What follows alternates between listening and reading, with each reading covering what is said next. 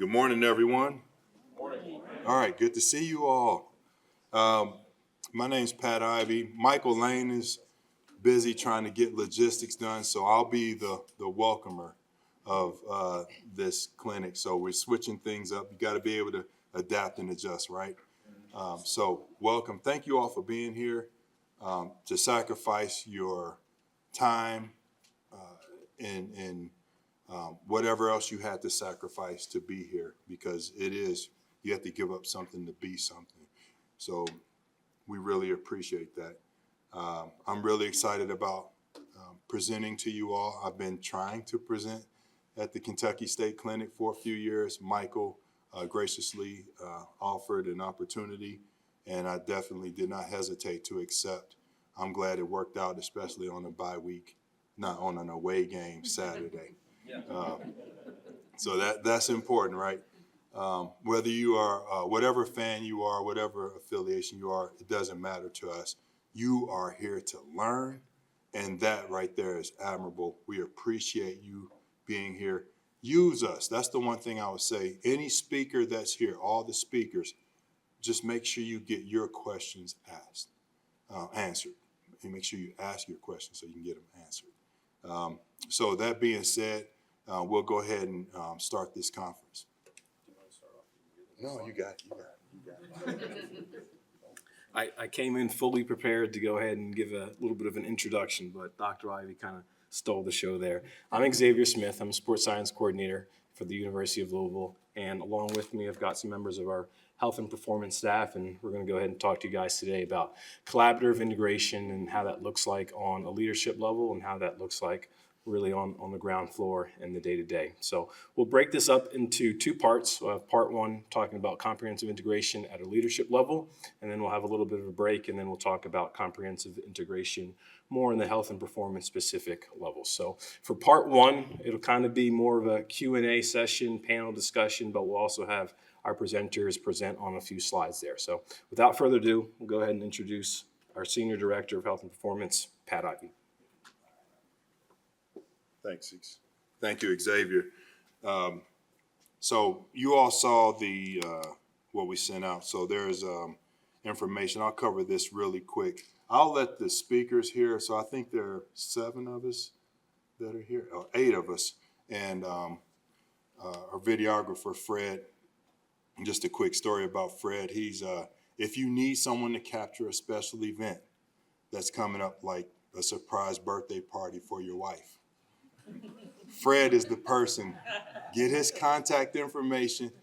He was awesome. He came to my house, captured the event, interviewed people, and then put together a highlight video at the end. So it was, I came off looking pretty good. So appreciate that, Fred.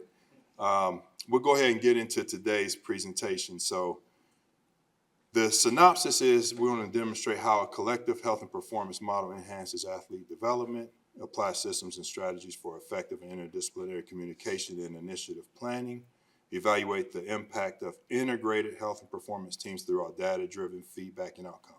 Now, strength and conditioning, yes, is a foundation. Is the Kentucky State Strength and Conditioning Clinic through the NSCA.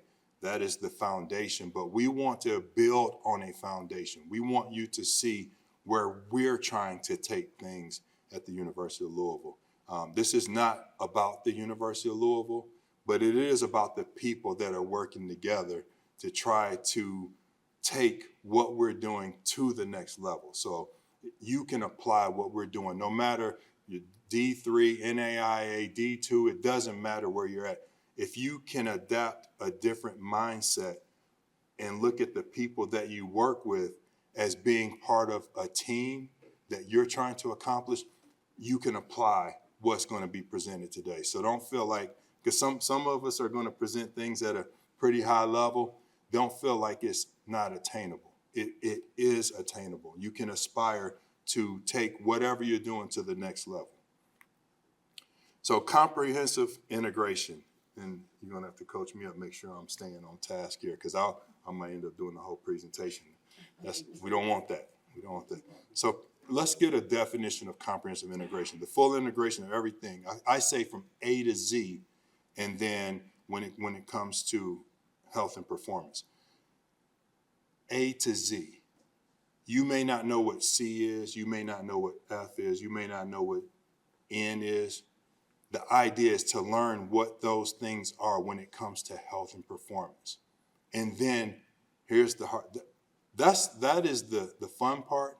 And then the tricky part is how do you get them to integrate? That's so you can look at where do we have silos, who's not talking to who, what group is over here doing their thing.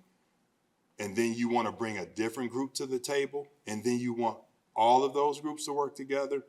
That's where it takes some real skill to make those, a lot of perseverance, a lot of patience, a lot of communication, a lot of collaboration. It takes a lot of work to make that happen. It's very easy to say, oh, we don't have a sports scientist. Let's hire someone. Let's hire one. That's the easy part. The hard part is how do you get it to integrate with what is already existing? That's the difficult part. So make sure I'm on the right slide here. Yeah, so comprehensive integration, we must find out. For us, I'm looking even outside of athletics. So athletics, healthcare, campus, academia, and industry, people that sell equipment, technology, people that want to have some sort of connection with us. That's where our comprehensive integration has gone to. It even extends to you. You know, if we're looking at, okay, are you part of the network that can help to take what we're doing to the next level, and vice versa. And next slide. So I'm going to pass this to someone. I don't know how we're doing intros, but I have to do his. So Brett Hayes, I've known him for almost 15 years. So when I was the head strength and conditioning coach at the University of Missouri, trying to go from the Big 12 to the SEC, needing every athlete to be healthy, the best ability is availability. I had to reach out to someone that worked in the healthcare system. So Brett's a physical therapist by trade.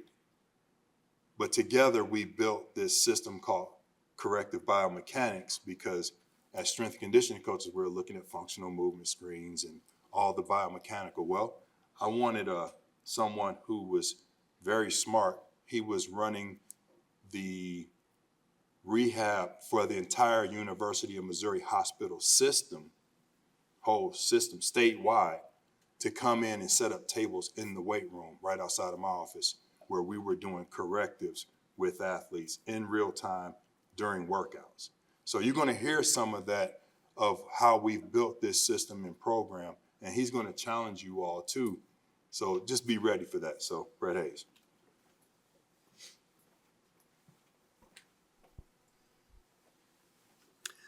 Good morning. Good morning. It's a pleasure to see all of you today. I'm ecstatic to be here. It's not often a physical therapist gets asked to come to things like this. However, you're going to see the admiration for your science and everything that I believe has made a difference in not just my career, but in everybody's performance level as not only athletes, but as people. I believe centers around this team. I'm going to talk about this.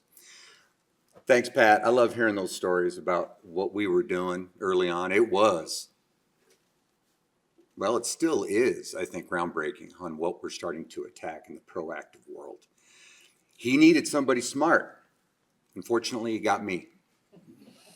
But somehow, some way, we made things work. And I think as we start to kick this off and I really start talking into the nitty-gritty, wherever you are, there's one quote that I know you've heard, and I think it's the key to comprehensive integration.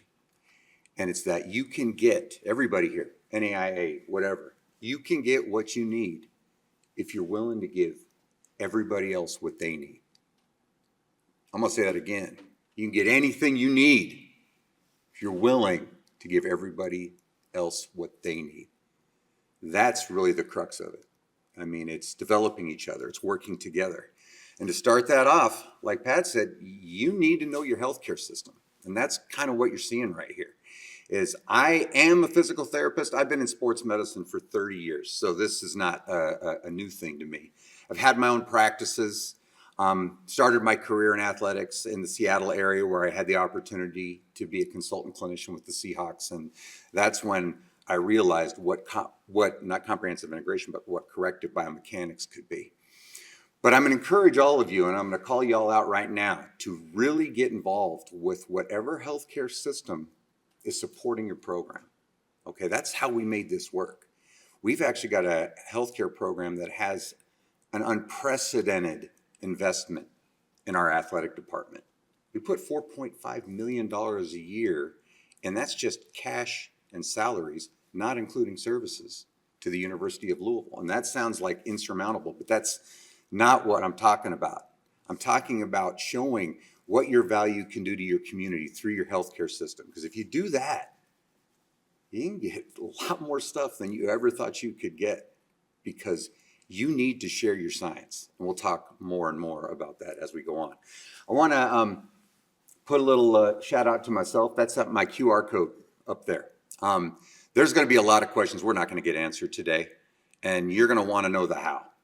And especially if you are someone in your system that has a little bit of push, whether it's through your athletic director or any administrator in your athletic department, you're going to need help. We learned that in the situations we're in, what is it, that the Messiah is always, not looked at too highly in their own village, right? No one really looks at your credibility when they know you too well. They actually give you more of that credit if you bring someone in from the outside just to nudge you in the right direction. So don't be afraid to use that contact on me. I love answering emails, questions. We presented this at the CSCCA, and I got a lot of emails, answered all of them, and actually had a couple of discussions to help some systems across the country. One was Division II. You can make things happen. So just throwing that out there. Is this my slide thing here? Great. The arrow. Got it.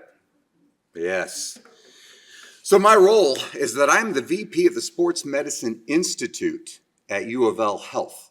Okay, that's over our physicians, but it's also over a lot of our interventions over at athletics as we bring this contract together. Okay, Pat and I work as mirrors to each other. And quite frankly, we leverage each other's systems against each other to get what we both need. If something isn't happening in athletics, he needs it, I go over to healthcare and say, hey man, they really need this, and it's going to upset the contract if we don't get it, yada, yada. Vice versa, if I can't get my system to push it, I bring him over and he argues that too. You see what I'm saying? You got to have those friends, because it makes a difference. And so find that friend in the healthcare system. It'll make a difference. I'm also a physical therapist, and I'm very much a hands-on manual therapy kind of guy. So those are some of the things that I bring in to Pat, and I teach him. I'm not a big everybody stays in their lane kind of thing. I'm also one of those changing lanes. That's something that Ernie has brought together for us. It's not about stepping on toes. It's about contributing, and it's about seeing what the athlete needs above everything else. It ain't about your title, your license, or whatever. As long as you're safe and you're smart, which we will all be better together if we're that way, and you're doing the right thing, man, let's share. Let's work together and create this. So my biggest drive was to bring health science into health and performance. And that kind of almost sounds like the same thing, but it actually isn't in this case.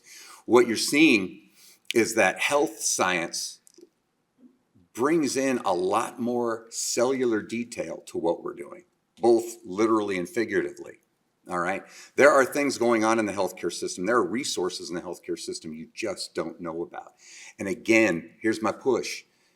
Understand what those resources are and study a little bit on what some of these cellular things, if you go into oncology, for instance, some of the attack they have just on the cellular level, meaning nutrition and dietary supplementation, their science is solid, and it'll enhance your player's performance, and it might even protect them from some of the injuries we're working on, all right? But we bring in that cutting edge technology and research, to actually supplement that as well. So again, the more you nudge, the more you learn, the more you can give to them. Hey, I got a bunch of athletes that would love to be part of that study. Man, healthcare systems love that. Even if you've got a coach that's thinking you're doing guinea pig studies on an athlete, that's not what we do. We never do that. So look at that type of thing. It's not about the technology, though. My director of sports science, again, Dr. Ernie Reimer, always tells me, man, technology ain't what it is. It's what you do with it, okay? It's not how much you have, it's how you use it. We are Louisville. We are not Michigan. We are not Texas. We are not programs that just have millions to throw things at things. And a lot of times the technologies they do purchase, they sit in corners collecting dust. They're great for the media, but they don't do squat for their programs. So it's one thing about having resources in the technology world, but your greatest resources are the people sitting right around you right now. They're the people, and if they aren't integrated and working together, what's the point? You're just collecting data. We don't just collect data. And that's where I think we've really elevated the healthcare system, because we've used that data to create a proactive approach to our athletes' care. It's a no-brainer, right? You'd be surprised how healthcare doesn't get that, right? It's a reactive service, isn't it? You're sick, you go in. We don't even have healthcare, we have sick care. We take care of things when they happen, you know.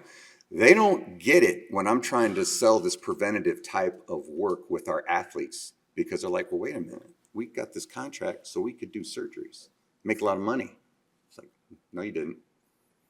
You got into this to enhance your science and understand that the proactive world is actually what's going to put you on the national stage and show the world that U of L Health can actually think beyond the spreadsheet.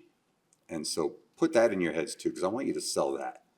That's something that they're just not getting still, because I had a marketing meeting yesterday, and oh my gosh, that's what they were trying to help me sell them on. What procedures should we focus on?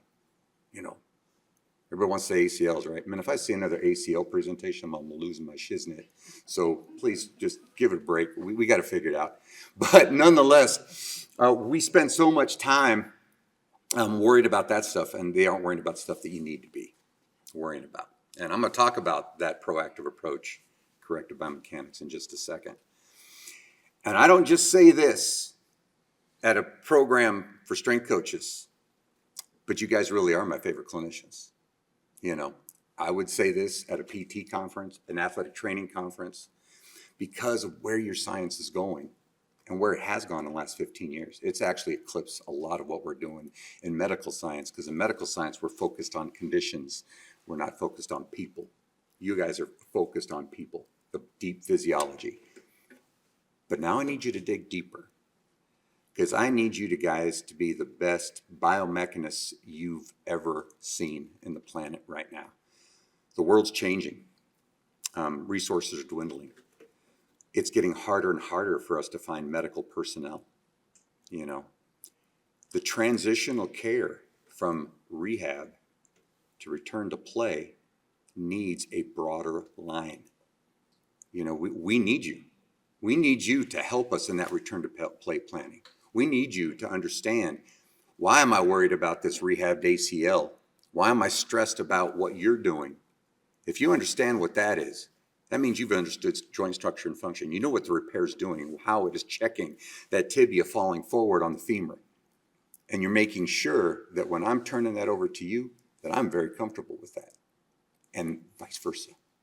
So let's go there. I'm calling strength conditioning the new medical ancillary. What does that mean? That means I see you guys being part of what we're doing, not just on the field. And I know this probably isn't your dream, but I see you on the floors of the hospital. I see us putting programmatic attacks to patient mobility, getting people out of bed, moving them down the hall, those types of things.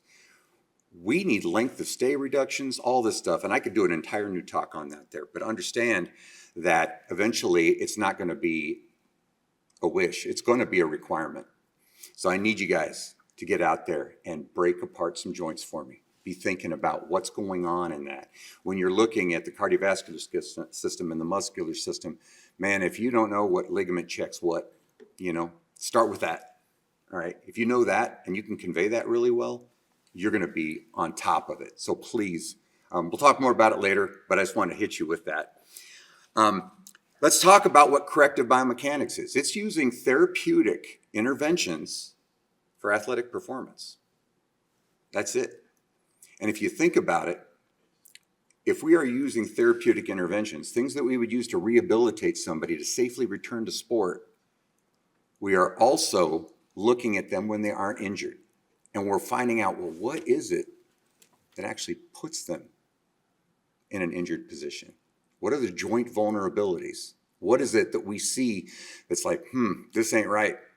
Usually, and Pat and I will say this, we saw this ourselves at Missouri, because sometimes with the best coaching, your athletes can't squat right? We'll just use that for instance, no matter what you've done. And a lot of times we'll check it up to motor moron type stuff, right? They're just like, dirt, don't get it. No, a lot of times it isn't. And the coach would come to me and he'd say, Brad, I can't figure out why he can't squat. I said, well, let's go look. And maybe I would see him squat and I'd see him start to helicopter as he's going down, and no matter what, trying to cue him and working on his angles and trying to get his lordosis set, and nothing was working. It was mechanical.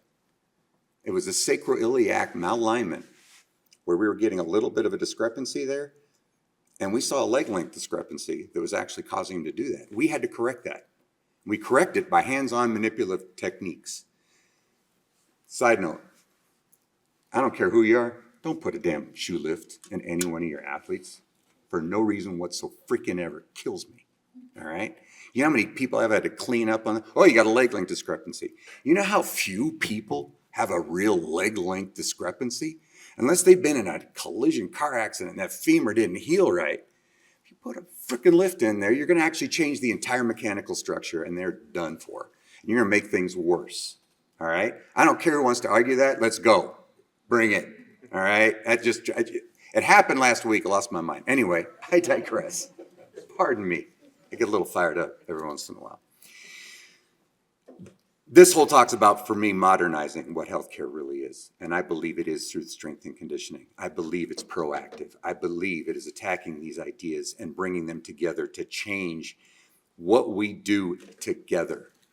And I know we'll get at that later. And I believe you're the secret to getting here. If you look at these pictures, you kind of see a little bit of a microcosm of what we do.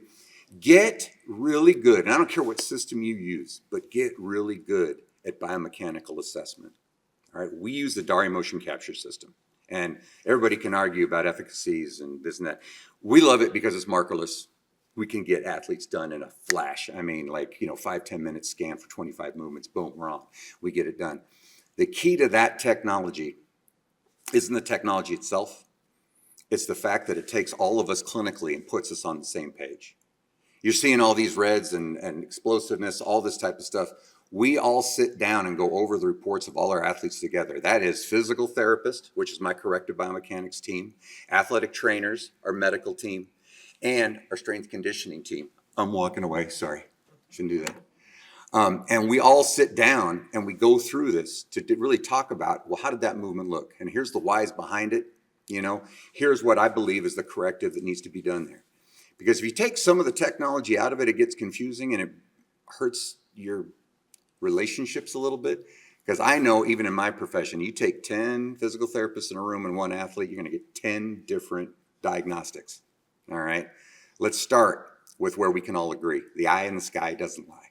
Now, granted, performance can be different. Some athletes half-ass it. There's all those kinds of things. But we're usually good at that because I've got my ace in the hole, which is coming up real quick. And that's my sports science team.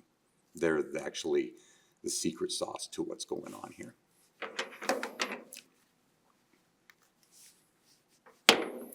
So right now, I'm actually going to make sure you guys understand. I'm playing substitute for our chief medical officer, there she is, Jennifer Daly. It doesn't work unless you have a medical director that gets it. All right? If they get it, they're going to support you in every way, shape, or form. And that's not always easy, but we worked really hard to bring in our medical team to understand what's going on. I'm going to let you in on a little secret. Docs don't know this stuff. A lot of them, they don't. Our docs are so humble because we have a primary care sports medicine model. It's not King Ortho at the University of Louisville, because orthos really don't get this stuff. They can reconstruct any joint you put in front of them. Their trauma is just amazing, but they don't really get the biomechanical nature of performance. That's why they frequently blame you all for injuries, right? Because they don't understand that there's a hamstring that checks ACL movement. All they see is an ACL and you're stressing it. They don't realize that the advanced athlete actually has better control over their joints than the ones they see on the repetition.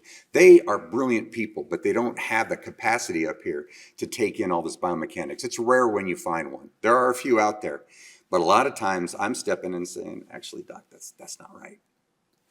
Don't do that. It took me 30 years of clout to get that going on. If you try to tell the doc or even anybody that's medical, it's gonna blow up in your face. So just letting you know. Dr. Daly has humility, and so does our sports med team. Fortunately, I'm over them, so they have to listen to me on some respects, but in the others, they respect me because I deliver. And that's what you've got to do, is simply deliver. But I'm going to back it up and get ready to hand this off right now to my next compatriot, which honestly, I do believe. I mean, y'all are my favorite clinicians, but to get the silos actually broken down, you need a conduit. And that conduit, to me, has been sports science. When we brought sports science in with a great leader like Dr. Ernie Reimer, who I'll bring in up here in just a second, you find that the way you collect data is less important than the way you share it. Because when you share it, all of us have to sit down. His team does my DARI testing for me. And we sit down and say, all right, here's the data. Facts don't have feelings. What do y'all think? And then that data gets shared across through our sports science team. And that's how we have change. That's how we make things happen, because all of us have to answer to it. That's a good way to bring it together. So be thinking about that. So without further ado, I'd like to invite, did I get it? There, I'm bringing him up. There he is. Our director of sports science, who actually, like I say, he brings the gang together and it makes it all work. I'd like to introduce Dr. Ernie Reimer.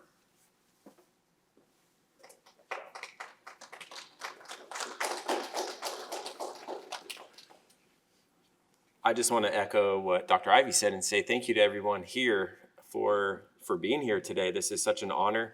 And, sometimes we've mentioned leadership, and this is the leadership portion of the presentation. Sometimes leadership is going out and putting out the fires so that everyone else can do their jobs so that they can be productive and truly enjoy themselves. And so I just want to cue everyone in the room up to make sure you say thanks to Mike, because right now there's big fires happening in his mind, but aren't you all having a good time already? Yeah. So he's out there being a leader. He's putting out the fires that need to be extinguished so that we can have a great day, and we're going to have a great day. So please just let him know that it's okay and that everything's fine, and we're kicking butt in here while he's making sure that we can. Comprehensive integration is rather a new topic to me. And so I'll go back and tell a little story. And March 6th of 2021, I get a text message from Dr. Ivey. Hey, let's get on the phone. It had been a little while, so we jump on the phone. And he's like, hey, we might have a sports science position coming open. You interested? I'm like, yeah, sure. Yeah, sure. We can talk about it. I wasn't serious. He was.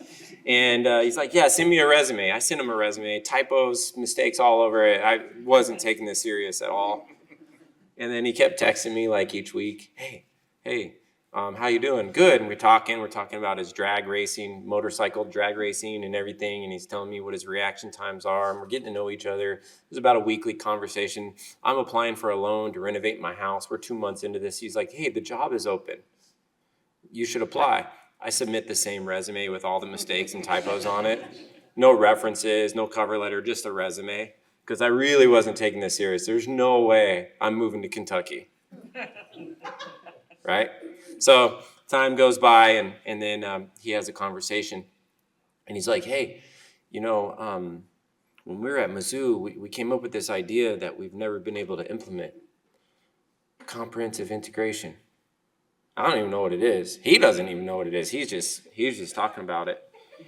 And about a week later, I'm in Louisville giving a presentation about comprehensive integration for my interview. So that was the start of comprehensive integration for me, needless to say. I didn't tell anyone at Utah that I was going to Louisville for an interview. We spent a week here with my family. I brought the family out. I just said we were on vacation. And then my wife's a chief, medical officer. She works in the hospital. She is the one who let Coach Whittingham know that we were in Kentucky looking for jobs. And so when I got back, he was like he was acting pretty smug and like he, all knowing. And hey, I heard that you guys are looking for jobs in Kentucky, huh? So that's where you went for vacation. And I'm like, how do you know all this? You know too much about this. He's like, Ernie, it's my program. I know everything about you and your whole family. I hear no one wants your wife to leave either. Right?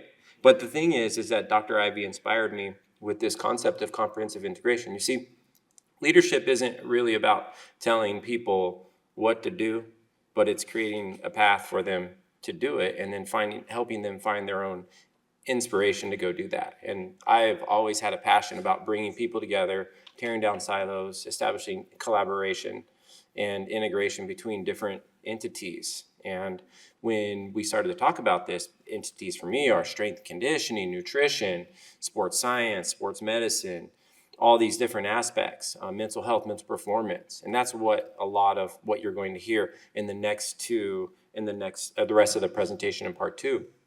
But suddenly we're talking about athletics, healthcare, academia, and industry. And this guy here, he didn't really define comprehensive integration for me, but he created that path.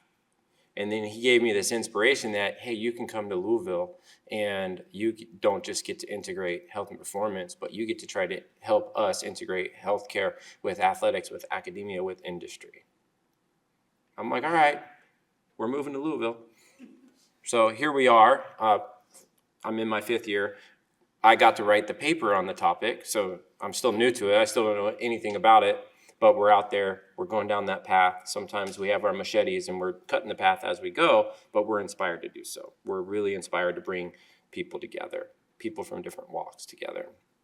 And so let me ask real quick a poll from the audience. How many of you are a high school strength conditioning coach? Okay, so that's athletics. How many of those of you or others are teachers or faculty members who teach classes? Okay, academia. How many of you are a collegiate strength conditioning coach? Athletics. How many of you possibly have a private strength conditioning business, don't necessarily work for like a high school or a university or a pro sport team? Okay, industry, right? How many of you are not a strength conditioning coach? Okay. Of those who raise their hands, are you from healthcare? Healthcare. So I think we've covered athletics, healthcare, academia, and industry. Now, we're not even talking about the different disciplines of practice. So in a way, we are already initiating comprehensive integration in this room right now. So Brett said sports science isn't necessarily just technology, but when you think of sports science, this is a question for the audience. Like, what do you think of? What does a sports scientist do? Someone raise their hand or just shout it out. What does a sports scientist do? Make pretty graphs, right? That's right. Okay, cool. Make pretty graphs. What else? Graphs of what? Of what? Of sports? Graphs of sports. What do sports scientists do anyway? A lot of testing. They look at data. Okay, it's cool that you added some testing in there because some people think that sports scientists just use gadgets, assessment, testing. They look at a lot of data and they make pretty graphs. That's what a lot of people think. And they analyze the data. You see, when you look across sports medicine, when you look across strength and conditioning, when you look across mental health, performance, and nutrition, the reason why we get pigeonholed into data and analysis and graphics and all that is because most of those health and performance professions, like we didn't have like the advanced math or the analytics or the statistics as requirements in our formal education. So the geeks who wear the dark rimmed glasses, we get pigeonholed into having to do the math and the analytics and the graphics, and then they call us sports scientists. I mean, that's what most of us do. But what I will say is that at University of Utah, I was their first director of sports science. I was a director of sports science at University of Utah for 4 years before we ever got wearable tech. Because a lot of people think sports science is wearable tech. Like, hey, if we have GPS, we need a sports scientist now. That's not true. We were doing science, I guess, for 4 years before we started doing wearable tech. So what is sports science and what do they do? For me, sports science is simple. We study sport. We use scientific inquiry to solve problems in sport. We happen to be under the health and performance umbrella, so we use scientific inquiry to solve health and performance problems in sport. And what do we do?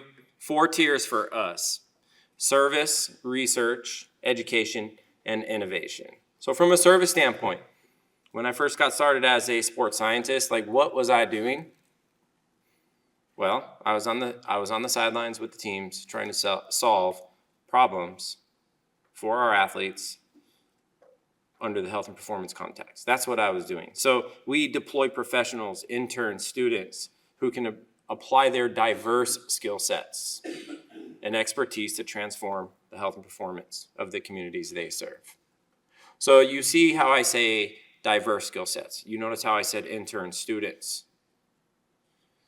Our whole sports science operation was designed to help students and young people develop diverse skills. In my first 2 years at Louisville, we had 70 different students or interns come through as a sports science intern, fellow, some sort. 70 different students or interns from the university or elsewhere. These students have degrees in all other areas. So when you hear Brett talking about corrective biomechanics and physical therapists and strength coaches and motion capture systems, a lot of what we're actually talking about is developing individuals through those different disciplines. Because if we develop multi-versed and individuals with diverse skill sets, and they get to live in the world of the physical therapist or a sports scientist or a strength and conditioning coach on a regular basis, then we're already setting the path for comprehensive integration, collaboration, even though they may not know it yet. And so that's a lot of the work that we do. Research, some people cringe when they hear the word research, but it has many different meanings. Really what we're trying to do is we're trying to find opportunities to engage academia and healthcare and athletics into just growing more knowledge. Sometimes research doesn't have to be academic in the way that you do a study and then you submit and then, hey, I'm published. Corporations have entire R&D departments, but that's all top secret because they want to make a better product to solve better problems for the market, right? Pro sports. You think they're not doing research? They're doing research every single day. They have entire teams dedicated to it, but it's their secret sauce. So research doesn't have to be this like cringeworthy thing where, hey, we're doing research and got to do IRBs and ethics and consent forms and then publish and pat myself on the back. I have a great publication record. That's not what research is. It is in the academic sense, but research has different meanings to a lot of different people. Really, research is, in my mind, it's the quest for greater knowledge. And that's what we as a sports science team do, is we help ourselves and others and the athletes and the coaches and staffs and all of our colleagues grow knowledge so that we can solve problems in health and performance. And then once we do that, we go out and educate people about it, like today. And education has many different interactions. It can be us talking to an athlete one-on-one, to a group of athletes, working with our peers, just having a shop talk. We educate each other when we share our opinions and our ideas, and we create an environment to just talk shop and share our professional opinions on things. That is a form of education. And in the formal sense like this, or like research publication. And then finally, we innovate. You see, the exciting thing about innovation is in comprehensive integration is that when you bring people from different industries or different disciplines into the room to solve a common problem, that's when innovation really begins. And that's what we as the sports science team do. And that's what we're committed to, that and comprehensive integration. So just to give a few practical examples, because sometimes we don't like the theory, we want the practical. So from a service standpoint, you'll see there that's our sports science team, several students and interns there. we have several NOR boards lined up on the sideline of the men's soccer practice field, and we're doing NOR board testing. Our model is not to have one device in one facility. Our model for sports science is to have a fleet of technology that can be deployed anywhere, anytime. So even though our devices might live in different facilities, sometimes I got to call up Dom at football and say, hey, I need to borrow some force plates. And he kind of, moans and groans a little bit. I'm like, no, Dom, we operate. I need to borrow those plates. We'll have them back same day because we got to go over and we got to test another sport and we got to get it done fast. It's like, okay, cool. Like, how about these hours? Good, we're good. So our model is to have a fleet of technology like on an aircraft carrier, which is our sports science lab, and we deploy that out. We'll send a team, hey, you want to do testing on the sideline after your warm-up? We will. We're there, we get it done, we're out. That's how we operate, and that's one of the ways that we can kind of leverage our service and multiply it. Rather than assigning one sports scientist to one team who has to do all the work, we have an entire team of sports scientists, and we help wherever we're needed. From a research standpoint, we'll brag a little bit. You'll see the figure in the top right. That is our research or our academic research footprint since 2021. So you'll see that book chapters, peer-reviewed research articles, and conference abstracts, that would be gray, red, and black bars, has exponentially increased since we started this journey. And a lot of this research has been done by a lot of our faculty members as first authors, including Dr. Stamatis, who you'll hear from soon. Education standpoint, we have hosted our own conferences. We're here, we're presenting at conferences, and obviously there's many other forms of education. And then finally, from an innovation standpoint, what you'll see there is in the bottom right corner, that's a software product called FIT. FIT was invented because we needed to solve a problem at my previous institution. We were developing some really sophisticated strength conditioning programs using Microsoft Excel spreadsheets for our college football team. And the operation was getting so big, we had to get servers solely dedicated to those spreadsheets because they took up a lot of RAM and you'd get the wheel of death. And then we just decided, you know what, we've had enough of this. We're going to develop software. So the Utah football team and myself, we started to develop a software called FIT. It's now on the market. And that's innovation. So here I am, former strength conditioning coach myself, sports scientist. We have a problem. We're going to collaborate. We went out and found a software developer. We founded a product. We said this product's good enough. Let's send it to the market. So that's how innovation works. We're really trying to solve problems and make our jobs easier in some way. It's not shiny and new and brand new, shiny object syndrome. It's actually, innovation is really just making it easier to do our jobs, to save money. Maybe we need to reduce person power, whatever it may be. We're trying to solve a problem to make us more productive in our jobs.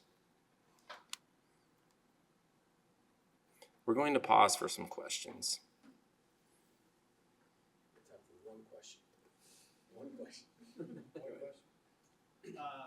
So I'm private sector strength conditioning, and I've been trying to establish something like that in my town. Do you have any tips or strategies for trying to take something like this where you have different people with different professions and getting them integrated together for better practice just for the community level? I know it's maybe not your spectrum, but any talking points there?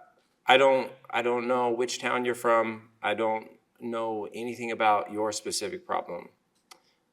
The number one thing I could suggest that comes to mind would be to start having conversations. Take some time to identify the people in your town and in your community that you might be able to meet with. You might have to buy them coffee, you might have to buy them lunch, start having conversations, and then ask them who else might want to get involved. That's true. That was truly the start of it for me at Louisville. When I first came, Dr. Ivey and Ross Schultz at the time, who was Brett's predecessor, they gave me a list. Hey, you're going on a grand talking tour, listening tour. Here's a list of people we would like you to reach out to. And then you reach out to one person and they recommend one or two more people that you need to talk to. So I spent a year talking and listening and meeting and greeting and just trying to understand healthcare, academia, industry, and athletics before we really started to move on some things. So my best advice would be put together a list of all the people in your community that might be able to contribute to what you want to build, and then see if they would get together with you for a conversation and start there.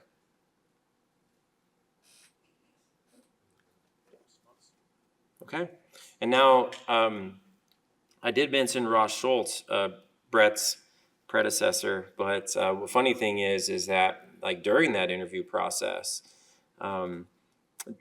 Dr. Ivey, what he likes to do is when you're riding in the car with him, he'll say, hey, let's call up so-and-so, and he'll call it on the speaker in his truck, and all of a sudden some random person is on the phone in the car. And on this particular time, I was on my interview trip, and I was sitting in Pat's truck with him, and then he calls up Brett Hayes. And Brett starts asking me all these questions, and what Pat knew and what Brett knew, but what I didn't know was that he was going to be my boss in about 2 months. So then fast forward a little while later, Dr. Ivey, he goes to the CSCA conference in 2022, and he says, hey, we met Dr. Andreas Stopmatis at the conference, and he's definitely someone we need to get here.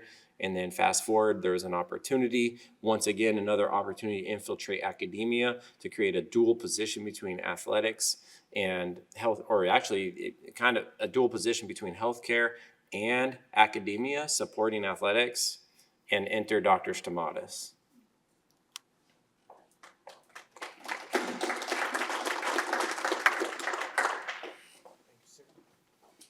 How many minutes? One? All right. Good morning.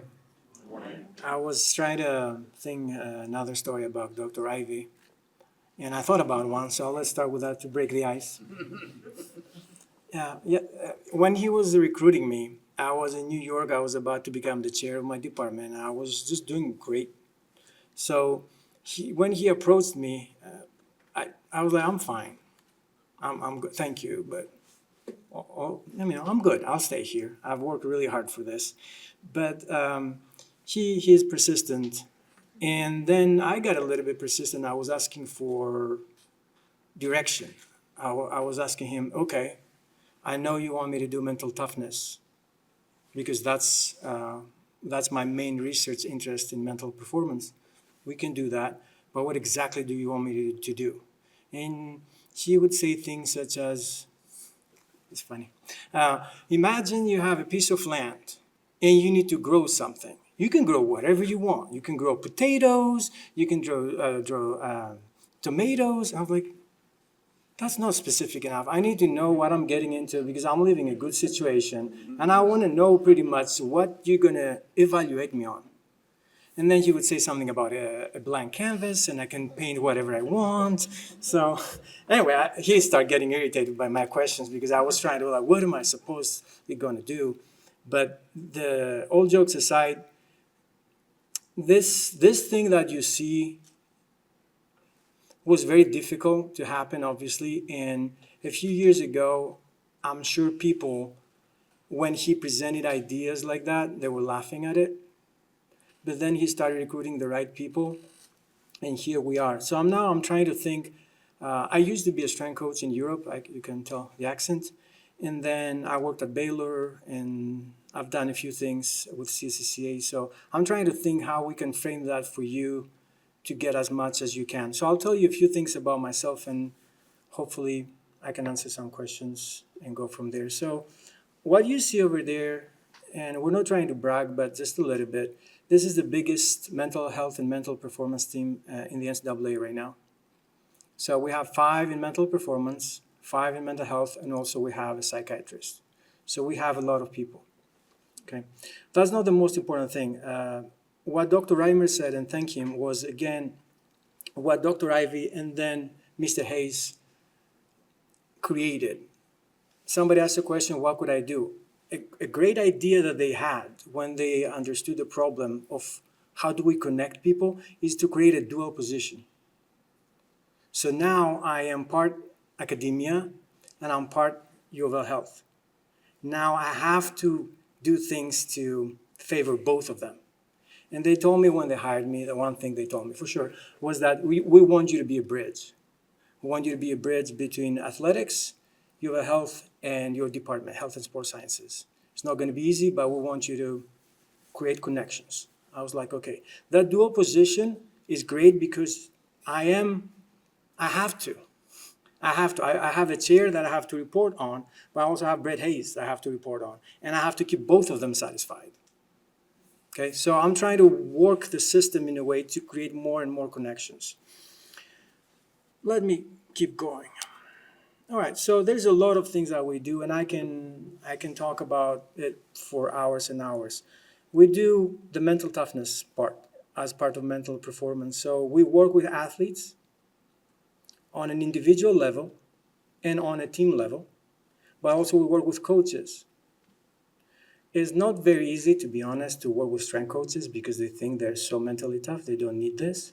But everybody can be a little bit better, right? So we do that. We do a lot of research, and we have all the data from Dr. Reimer. We collect our own data as well. We're trying to involve students. We try to involve coaches. A lot of coaches want to go for a higher position. They want to be director of Olympic sports. They want to do this or that. They want to go to a conference and present. I'm like, coach, you already have the data. What's your question? And then we work together. Or we create another idea. A lot of times, part of our job is to create win-win situations. So what do you win from this? What do I win? We both have to win something. Okay, so we're trying to see, and as a strength coach, that's probably the most important thing. I have more empathy towards strength coaches and I can understand them. And I'm trying to say, okay, probably this sounds like bullshit to them right now. They're like, what are they talking about? But let me try to find a way to break through and make it useful for them and for their time. I also cuss as a coach, so that's good, right? That's another thing. So we have a lot of collaborations. We've done so many things. We're doing mental toughness cohorts with the C-suite at the U of L Health, at the hospital. We're doing so many things on campus. We're doing so many things at the hospital. We even do things at the community. I had no idea we'd do all these things. I feel, and I'm not saying it just to say it, I feel very grateful for these people and for all the people because I believed them, but I didn't see how far we could take the vision. And it's very exciting to be here and talk to you about this and hopefully inspire you to do something similar. And I'm also asking myself, how far are we going to take it? How much more can we help the student athletes? What else can we do? We have a lot of interns. We have students that we take them to conferences. I have some pictures after this. They write papers. We help them go places. And again, it's because of the people. Let me say this again. This is not easy. I don't know if you think that this is easy. Everybody has egos here. Everybody. Coaches, professors, doctors, and it goes on. It's very hard. So it has been very challenging. It is challenging.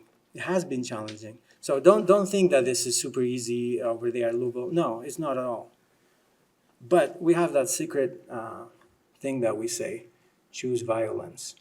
So we go to some rooms and we try to make dents, just a little bit, and then again, and create some chaos. And then people start raising questions, and then we find an opportunity. We go in and we help. But choose violence sometimes. That's if you remember one thing, that's it. Let me show you a few things over here. If I can make it, there we go. Okay, so here, that's on the top left. I'll start from there. I'm on the field with a strength coach next to me, and there's a lot of collaboration with a strength coach.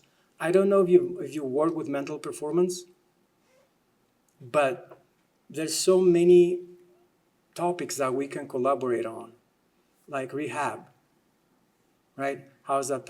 That's a very classic example, right? We can work on mental toughness training that we do. We do a lot of pressure training. So we do things while the strength and conditioning is running sessions, not only with the sport, right?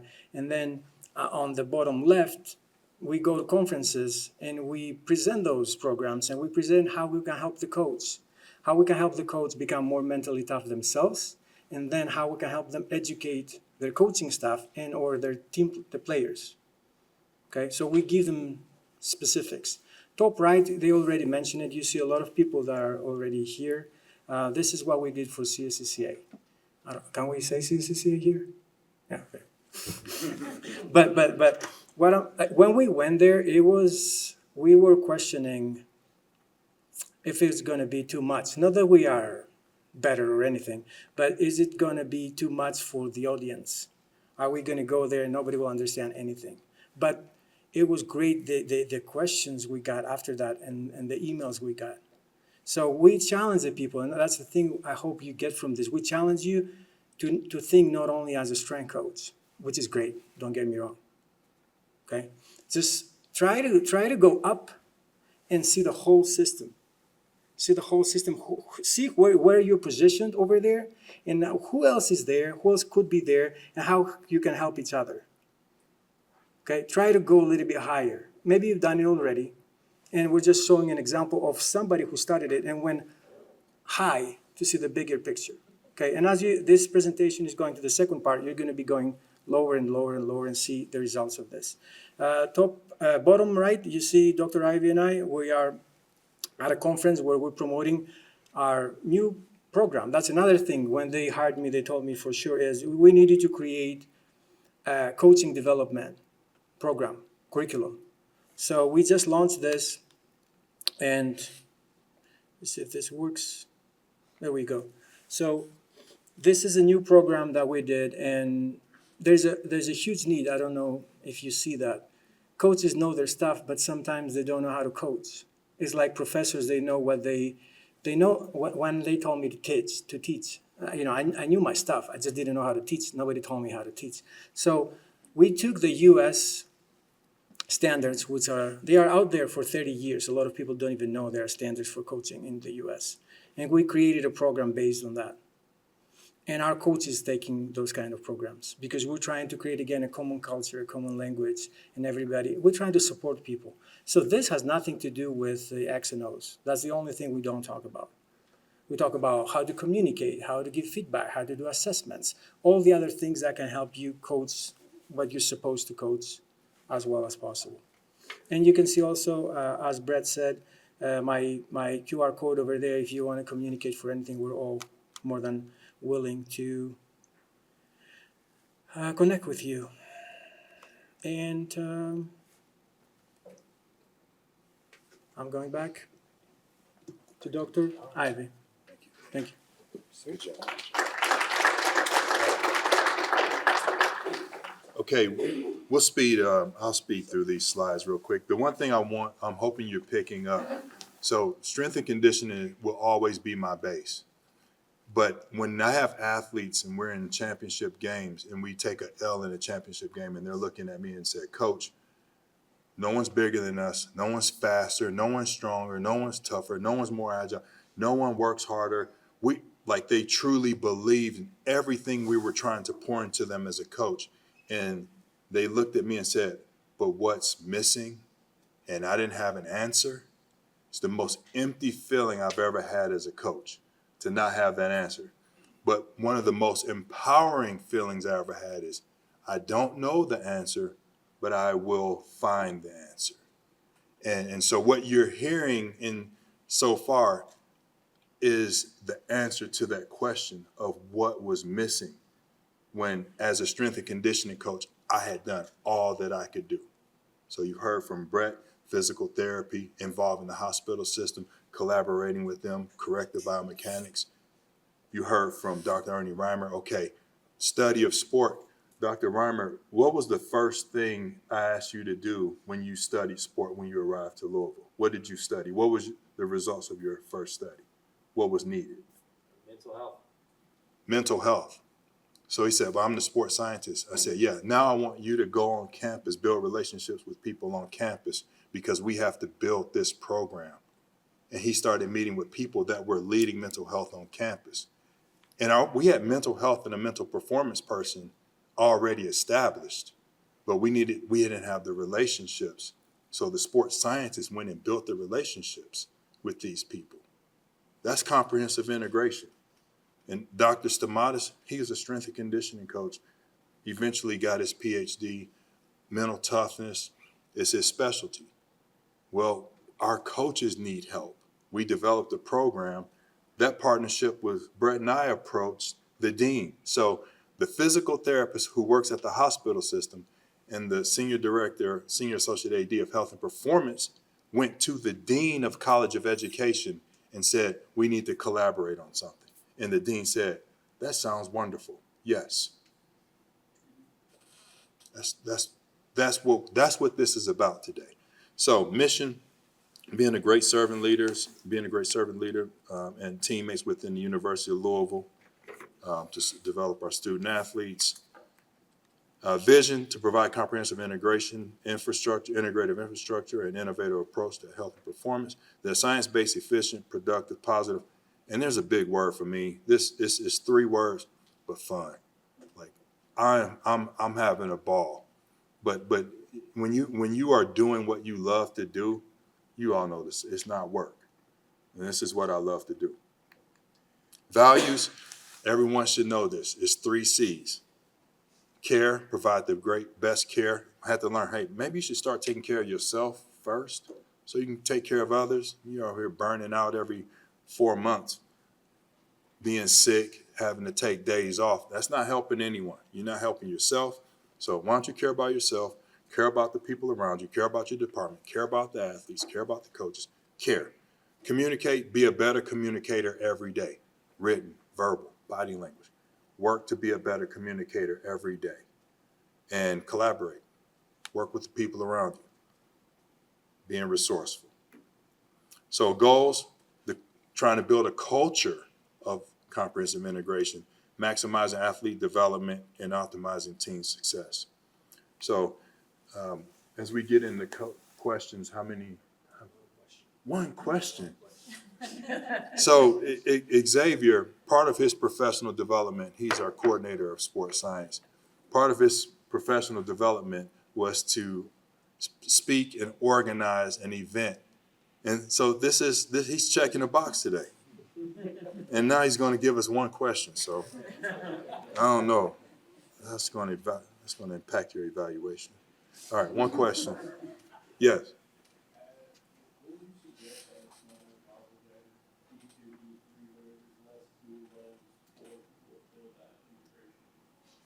What do you suggest when there's less dual roles?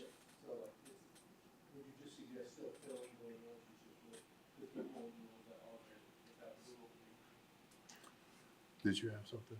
Yeah, I was just saying what Dr. Yeah. So that's a good point. I'm always looking for win-win. So I read a book about negotiating and when you're trying to sell people something. Don't present them with one idea. Give them 3 things to choose from. Would you like to do A, B, or C? If you go and say, hey, would you like to do this? They're going, I'm good. I'm busy. My plate's full. But if you go in and say, I've got something I want to accomplish, and here are 3 ways we can get it done, which one do you think we can do that will work? It works for you. It works for me. It's like, well, I don't like any of them. What do you like? I like D. Oh, what's D? Oh, I didn't think of that. That's brilliant. Let's do it. I don't care. Let's do it. Let's get started. You and me, let's get started on something. And I learned a term when I first got into administration, and I hated it as a coach, and I've learned to love it. And you might hate me for saying it, but just give us some grace here. But the low-hanging fruit concept is really powerful. We want to go up there and get the biggest, prettiest apple on the top of the tree, and we're going to pass up 10 along the way. And I'm saying don't pass them up. Go, if you're trying to collaborate with someone, look for the low-hanging fruit and build a relationship with that person. They have to trust you, and you get to demonstrate what your character when you find something to work together on. They want to know, are you going to come in and try to dominate me and just take over and take all the credit or ruin me? And they want to know those things. You can show them, no, this is how I work. What I did, I like D. D, that's a good point. I had A, B, and C, but D will work. Maybe we can come up with an E together. If you do that, they'll feel like, okay, this person is interested in what I'm trying to do some things, and they're interested in helping me. I want to help them. Yeah, we're good. Do we want to take a break? I think we should take. Can we take a 4-minute and 37-second break? All right. Thank you. Yeah, we'll go ahead and we'll take a quick break. But before then, Dr. Reimer, he always tells me, go ahead and manage up. And before we went on, I said 5 minutes. You got 5 minutes for this presentation. I think his intro slide was 10 minutes. So we'll go ahead and we'll have a short break because of that, and then we'll go into part 2.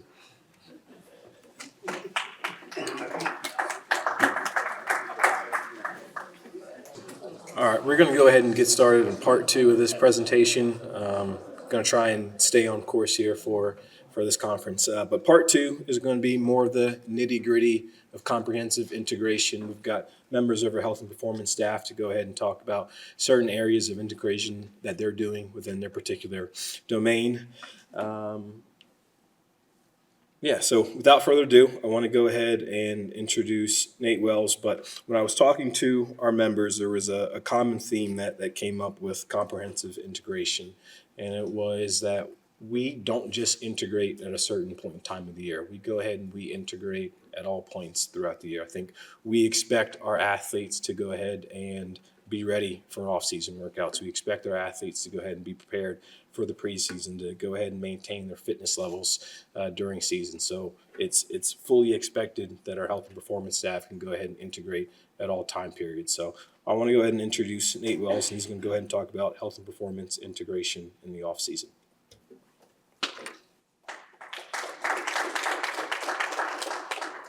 I appreciate that. Not sure if I deserve that, but we'll see where this goes. So my primary role is an assistant sports scientist at University of Louisville with a primary focus in data science. Now, to me, comprehensive integration oftentimes is kind of sliding into a role that you didn't perceive you had the ability to fulfill. And for me, what we're going to talk about is some of the work that we've done with our medical history intakes for mass physicals, and also how we track and screen for mental health crises. Neither of those are things that I have a background in, but there was a need, and I was able to step in and fulfill at least the data collection portion of that. Through that, we're just going to do a quick overview of the SMAT-1. It's the Sport Medical Health Assessment Test. Essentially what that is the gold standard that the USOPC has put forward for a way to get a quick snapshot of where an athlete might have deficiencies in their mental health. It's a short 17-question survey that expands into further sections that touch on depression, eating disorders, anxiety, as well as sleep disorders. Comprehensive integration, a lot of that has to do with aligning multiple departments under one singular goal. To our university president, there are 4 goals that are directly reported from our athletic director, and we're going to touch on 2 of them. So the first one is continue tracking the number of hospitalizations due to mental health crisis and strive for 0 hospitalizations each year. The main problem that needed to be addressed with that is how do we go about and identify who's at risk for mental health crisis? In order to do that, in the past for mental health screening, we had paper forms that were handed out for mass physicals. Due to that, there's a massive lag time in how fast the practitioners can go through paper forms, collect that information, and then there's a decent amount of time in between when an intervention can actually be addressed with that athlete. And then also with medical health questions that we also provide during our intakes for mass physicals, that's also a piece of information that is very easy to get lost or kind of live in its own silo. And data doesn't matter unless we have context. So who was it that said pretty graphs? Raise your hand. Oh, yep, someone over there, yep. That is kind of what I do, but I've tried to expand a little bit into actually making sure that the context is there so that those pretty graphs actually matter rather than just being appealing to the eye. Implementation of the SMAT-1. So a lot of people that were much higher than myself in the organization identified a lot of these issues with how we go through and apply interventions. So we decided to take this and digitize it through our athlete management system. So that way we could provide this with all of our other medical paperwork to the athlete at least 4 weeks ahead of time for them stepping onto campus, so that by the time they get here, we already have the ability to identify any pre-existing surgeries, any continuations of injuries that are currently active with that athlete, as well as the mental health side of things. So through that, we're able to have an intervention directly with the athlete during mass physicals. We are able to, I think at our last mass physical, we're right around 400 athletes in about a 5 or 6 hour time span. And that covers the entire spectrum of everything that sports medicine does, EKGs, blood panels, as well as meeting with mental health. So if an athlete does pop hot for something, they're able to have an intervention applied to them directly at mass physicals. Another goal that we reported up to our university president is that we are establishing tracking systems to provide objective health and injury trends, which are affecting our student athletes, focusing on injury and illness mitigation and rehabilitation management. One of our other team members that's not currently here, his name is Paul Mentley. He's our applied epidemiologist. So by gathering all the context from the mental health side, as well as our medical health history, and then tying that to all the other data that we collect, we're actually doing epidemiology at scale to be able to provide better information to each of the departments to make these interventions. To kind of sum it all up, what get measured or what's measured gets managed. So that's what all this is. We're providing both the data to the other departments, but also providing the context so we can make faster and more effective interventions. A lot of what Paul is doing for that is just retrospective examination, trying to figure out when we have certain increases in injuries in certain times of year, what we look like during transition periods, and then tying that into every single department. By having these systems in place, we're doing better data hygiene because you can't have good interventions if you have shit data, so let's not have shit data. That also goes into consistent data, making sure that we're collecting at key time points of the year, and then making sure that that data goes to the practitioner so that it's actually actionable. And by doing this, we're both supporting what we're trying to do as an athletics department, and then also at scale on the university level. Now, that's enough of me talking. I'll be back up shortly because unfortunately or fortunately, our strength coach is tied up because our season just got a little bit longer. So I will touch on his slides because he and I work pretty tightly with all of that. The next person that I'm going to introduce is going to be Dallas. He's our sports nutrition fellow with football.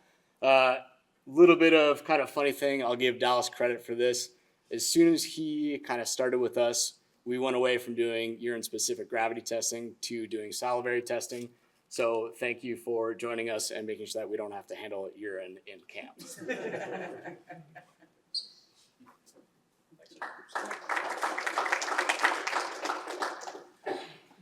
Okay, so like Nate said, other than the no more urine guy, I'd say I probably also have the claim to best hair on our entire panel. Debatable with Dr. Ivey, but yeah, so that's kind of what I bring to the table, at least a little bit. So I am definitely the newbie here. I've only barely been in sports since May, so it's been a very short time period, but been very blessed in that time period to work with some great people who have really helped just kind of help me see what integration looks like on the day-to-day outlook as well as the organizational level. And one thing I'll preface with as well, we do research in my sports nutrition department, but I think the thing I've learned the most is a lot of this can be done just with building relationships, learning how you can hone stuff in while working together with people, and I think that's something that my director's done a really good job kind of passing down to me. So regardless of the size of the school, regardless of what setting you're in, those relationships can always be built, and that's kind of how we've come to a lot of these new ideas and these new testing methods that I'm going to get into. So with that being said, I'll kind of give a little bit of a background on the time period in which I'll be speaking about, which is a transition period. I know Nate briefly mentioned this, but this is essentially just a time period where we're getting in a return to play, where where the intensity tends to ramp up, activity tends to ramp up, and we see a higher rate of injury in this time period. So it's going to typically be in January and August when those sports begin. And the reason this is important is when we look at the course of the season, when you compare it to off-season, preseason, even in-season, these transition periods tend to have the highest rate of injury. So it's really important to make sure everyone's on the same page, and not just on the same page for injury prevention, but also for getting the athletes ready for their season to make sure their performance is to the best of their ability. So That's kind of the time period I'm talking about, and this is where we implemented our new non-urine, very important to emphasize that, testing method for hydration. So that's a big part of what we do as our sports nutrition department is not just fueling, but hydration throughout our season, throughout all periods. And this has been a new venture we've taken on to essentially just hone that in a little bit. So not to get too specific, but the choice that we did do was salivary osmolarity testing. It's much easier to be administered than some other methods. It's also really useful for being able to assess chronic and acute hydration changes. So it's a big reason why we put that in is because interventions can get out very quickly, and that was important to us with all the athletes that we do have. And then we have a secondary testing method, which is body mass change. Very simple, but this kind of helps us construct the rest of the day for our athletes when we're in that post-practice setting. So I will compare these two a little bit. Urine-specific gravity is still probably the most well-used, the most well-researched, and it also is very cost-effective. So that's something to think about too. It's very effective still. We just went with the salivary osmolarity testing, and the data up on this chart will show as well that essentially the biggest issue with USG testing tends to just be with the specificity. So you tend to have, because it doesn't assess acute hydration changes as well, we saw that as like essentially something we wanted to kind of avoid and have something that was not just quick, but assesses both of those types of hydration. And this is all stuff that we just discussed with our team, discussed with everyone. We discussed with a lot of our strength coaches. I'll be honest, their biggest reason why they wanted to go with the salivary testing was the urine. So there's stuff that goes into it other than just the stats too. So, but this is all stuff that we discussed and took time to implement and implement in the right way. So here's the testing system that we use. Not super important other than it just is the way that we structure our athletes in that testing period. And their standards are on the board too. So we see in their testing, which is over, I think, 250,000 athletes, or about 66% were in that hydrated zone, and about 99% were below that severely dehydrated range. Now, that being said, I think we have some athletes who have broken some records in a very bad way in their dehydration. So probably would have skewed this data a little bit more, but that's kind of how they're testing standards. We took all this into account as we were kind of trying to decide if we wanted to implement this for our upcoming season. So I'll kind of go over just some team roles here too. So my role and our role as a nutrition team is up on the board. We did all of our MX3 testing, which is the salivary testing. We're in charge of structuring our pre, intra, and post-practice and post-competition nutrition and fueling, and also take the bulk of like our electrolyte administration that we coordinate with our athletic trainers. So the athletic trainers involved in that too. During practices, they're handing out water, Gatorade. We kind of split the responsibility a little bit there. And strength and conditioning helps quite a bit with that too, since they have so much time with the athletes. And again, our strength and conditioning coaches, their main focus is getting those body mass change assessments taken care of, and then prioritizing our athletes and how we're going to refuel them, as I'll get into a little bit as we continue on. And our sports science staff, they're honestly involved in a wide range of the stuff that we do here. But one thing that's more specific to them is we had them running IVs for guys who had, guys who had cramps. We had, everything ready for essentially the people that we knew could have some issues in that time period. But they really helped with a lot of everything here too. So just the team is really important for us. And some information that we have with all that team, with our entire team, to give to the athletes is their baseline fluid needs, their activity-based fluid needs. So those things kind of go together in terms of making sure the athletes are, again, not running into that risk of injury. And then we also use urine colors and annotate. I think it's the 10th time I probably said urine, but it is important. It's a really easy way that anyone can use for your athletes to kind of tell them, hey, here's how you can, when you're at the facility, away from the facility, with coaches, away from coaches. It's a really easy way to kind of track hydration.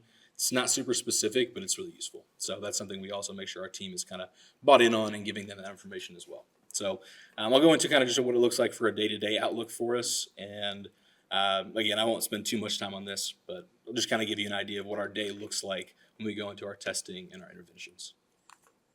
So for our pre-practice setting, that's where they're coming in early in the morning during these transition periods. And we're getting their salivary testing done. It gives us some hydration results very quickly. We do their pre-practice weigh-in, and then immediately, based off of those assessments, we can start interventions from fluids, electrolytes, and their pre-practice fueling. So really, really important for us to just get to the athletes as quick as we can. And then as we get closer to practice, I think this is probably the most fun time period for me. Obviously, we get to be out there with the athletes. They get to do, what they're, there to do, which is to compete, to hone in their craft. But as a team, this is also a really fun time, I think, too. We get to coordinate all of that information we have on the athletes to work together to make sure everyone is taken care of. And I think this year is probably from what I've heard, again, this is my first season, but from what I've heard in the past, we had a really successful time at making sure athletes were prioritized correctly, which I kind of have up on the screen here. Us in athletic training do a lot of we have a lot of FaceTime with the athletes. We sit at all their meals. They're doing their treatment with athletic training. So we see them a lot, and we also have a lot of, information on these athletes. And so along with that, we kind of prioritize which athletes we want to make sure we have an extra eye on. Our team is always accounting for. And then our intervention strategy just kind of has a lot of it that goes into it. I concluded probably my favorite part of it, which is our electrolyte administration. The little packet you see up there, the right stuff. I don't know if anyone's familiar. Yeah, so maybe a couple people. The athletes hate it. It's great. It's a really good time to see them have to have one of those when they start cramping. So just a lot of stuff we use to make sure that, again, these injury risks are kept at a minimum. Everything from, our hydration to our fueling during practice. We make sure we take breaks during practice, especially during high heat. And just making sure even like their body temperatures are kept down during practice all goes into how we work as a team to make sure the athletes are performing to the best of their ability. And then we get into post-practice, actually a little bit of research up here. So that's something that we kind of discussed with our whole team, strength coaches. I think we're probably the biggest people we communicated with in terms of how we're going to classify these athletes, because with a football team, our biggest limitation is just team size. There's so many guys. We can't do specific testing on every single person when it comes to how much output they're putting out on the field with water loss, with sodium loss. So we did some, essentially just get some ideas of, based off that limitation, what we can do to make sure our athletes are best taken care of.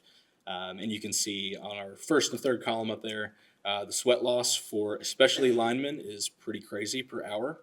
And the sodium loss is pretty crazy per hour too. So that's something we take into account in our post-practice setting.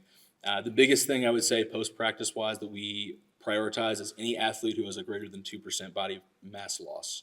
Now the reason for that is anything greater than that, you see an increased risk of injury, which is the number one thing that we all want to make sure is being taken care of for the athletes. And administration and interventions are all based off of those post-practice numbers too.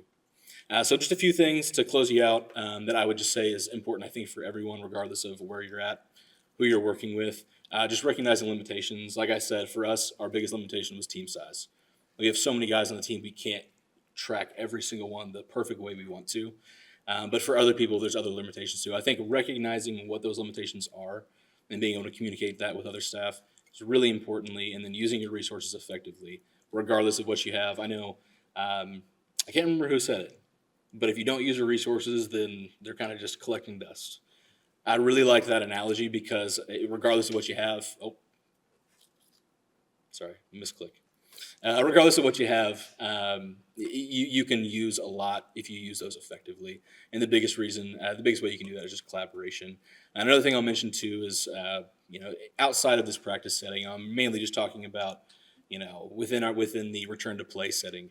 But educating intelligently across the year is really important too. So using your off season as a tool, making sure you have the right plan set forth with your team is really important. And then also just utilizing staff feedback and athlete feedback, I think, is a really important tool. Just having conversations with people, you can learn a lot about what works, what doesn't work. And I think that's kind of the biggest takeaway. I'm a big relationship person. I like building relationships with a lot of people. I think that's the biggest benefit that I've had in terms of integrating collaboratively. Said that the wrong way. Is just having conversations. You can learn a lot about what the best practice is and how you can best reach the athlete. So I will leave you there. I've definitely done enough talking. So I'll leave you with Steph, and she'll talk a little bit about our return to play setting.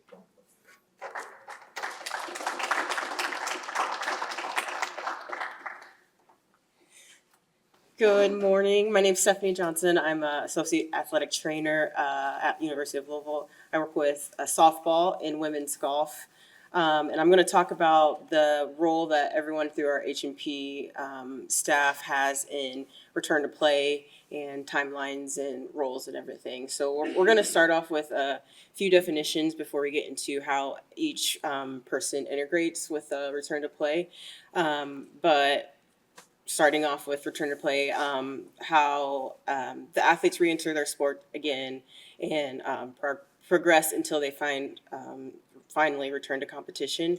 Return to competition. The athlete returns to competition, progresses until they return to full playing time. So some of these, we're talking about return to play, return to competition, return to performance. Some of these aren't necessarily linear. Sometimes you can take a step back, you can take a step forward. They're not on a strict timeline, but that's where some of the integration between your health and performance staff comes into play.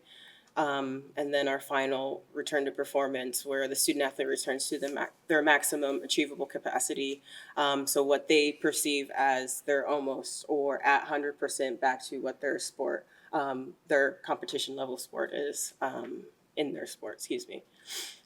So through, as we talk through the integration and collaboration, so some of these principles that we have to return to performance, having return to play, return to performance, there are multi-phase, multidisciplinary, collaborative process through everyone in the H&P staff in the H&P model. So we have myself, the athletic trainer, sports medicine, sports performance, mental health, mental performance, nutrition, sports science. So all of those people, when it comes to injuries, we're all collaborating together to talk through how each person, each student athlete progresses, or patient if you're not necessarily in the athletic setting.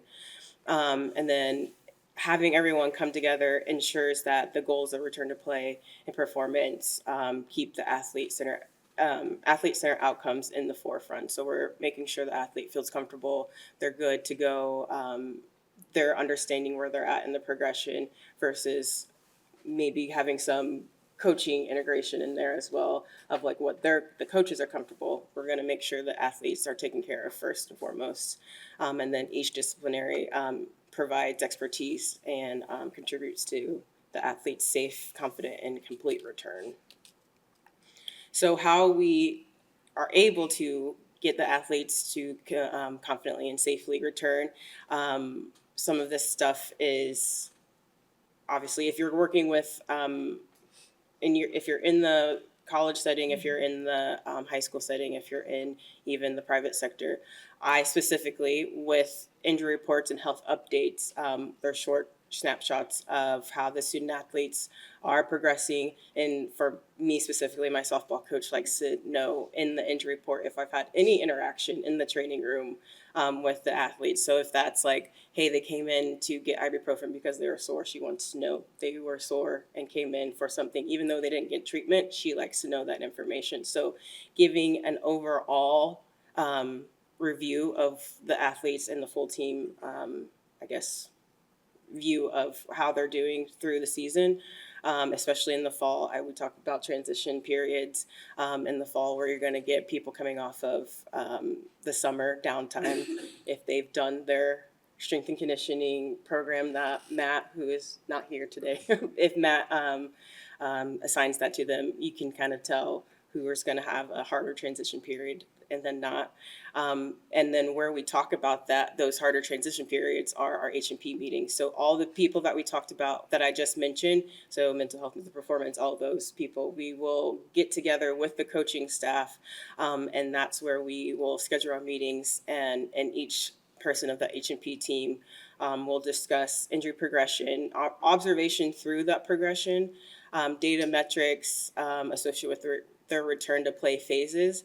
And we also discuss conversations that we've had with student athletes. So sometimes if someone brings up a conversation that they had specifically that might trigger something in another health and performance staff member to say, oh, I actually noticed this, or I overheard them saying this. And that way we can kind of come together and make a broader or have a broader understanding and create a better action plan going forward with the return to play and return to competition.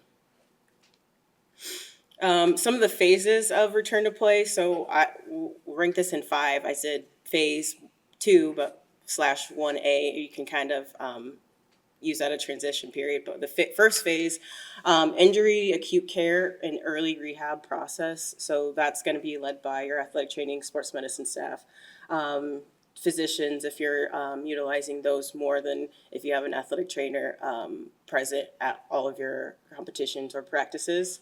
And after we take care of like the inflammatory stage, getting them back into like integrating back into different parts of the student athlete life, transitioning back into activity, and load progression. A lot of that collaboration is going to be between me and the strength coach. So I wish my strength coach was here, that he is gladly on the road with women's soccer as they make it to the ACC tournament for the first time in a while. But we are very connected. We are talking through just about everything, what he's observed in the weight room prior to an injury and what he's observing in the weight room after an injury. So phase 2 is a lot of back and forth communication between us in that phase. And I think the main theme of what we've all said up until this point is like relationships and communication, making sure if you have access to these people, making sure you're communicating and building the relationship with your staff member, support staff member, to better help your student athletes or even patients in that realm. Phase 3, return to play. So reintroduction to sport practices. We're still going to have your strength and conditioning coach, your athletic trainer, sometimes your PT or physical therapist, but this is where you're going to get into the mental performance and have your sport-specific coach involved as well.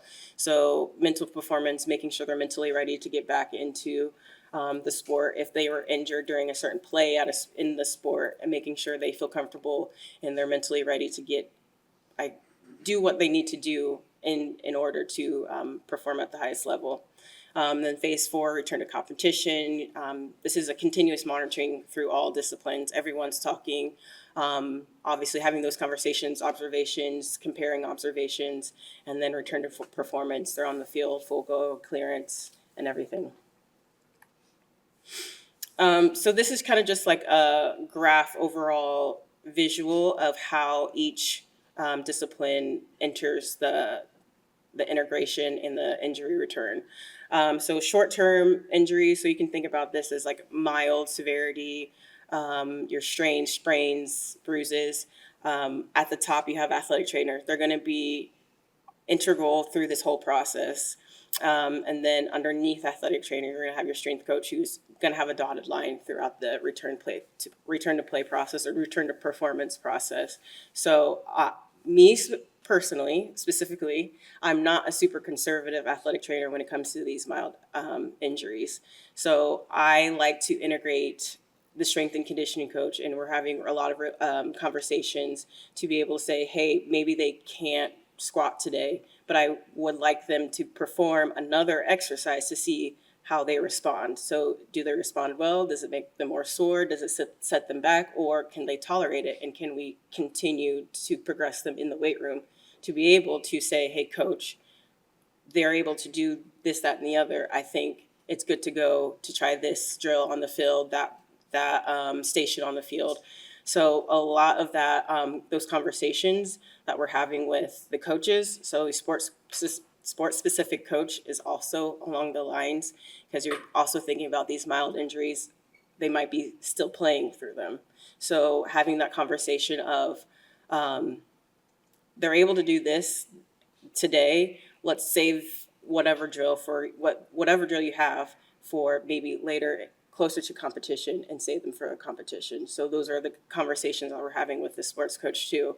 But with the strength coach, we're going back and forth, pressing the student athlete to see where they can move forward, take a step back, grow in any sort through the return to play process. And then you have this red line below here. This is everyone's still included with the health and performance process. They're going to have communication.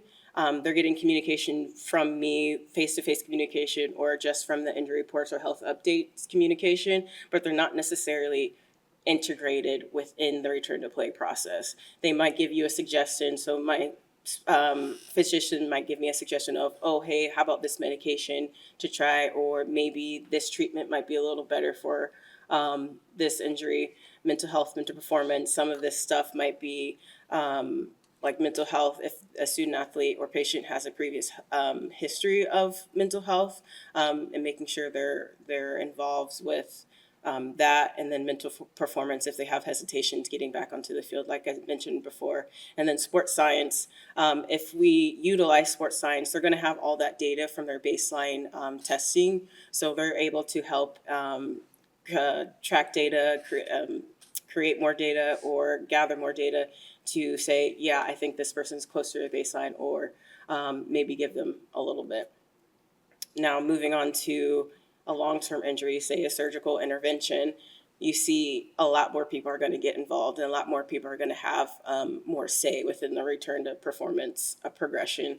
So we're going to add the physician in there, the surgeon, physical therapists, once they start PT soon after surgery, and then any like injury specific things. If you think about ACL, and making sure they have good quad control before doing any load progression.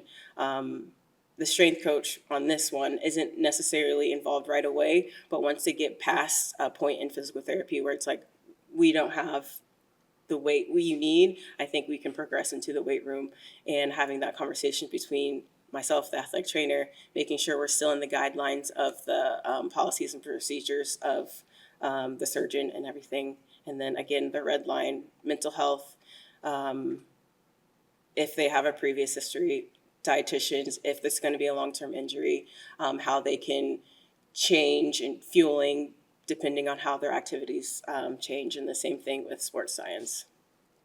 And then, of course, the benefits, the improved, safer return to activity with limited setbacks. Obviously, that's the main goal. We want people to return safely, not have those back and forth. We want it to be linear. We want people to go in the right direction all the time, but limiting those setbacks between our health and performance group conversations, building a culture of trust and collaboration within the performance team, exactly what I've been talking about. So building the relationships, building those conversations where you feel comfortable. They have communication with you, you have communication with me, have a back and forth, and making sure the student athlete is well taken care of, reduce re-injury risks through coordinated load, readiness monitoring, and then improve athlete mental resilience and confidence. So that touches just about everyone that has spoken today through our health and performance team. And then with that, I'll turn it over back to Nate so you can talk through.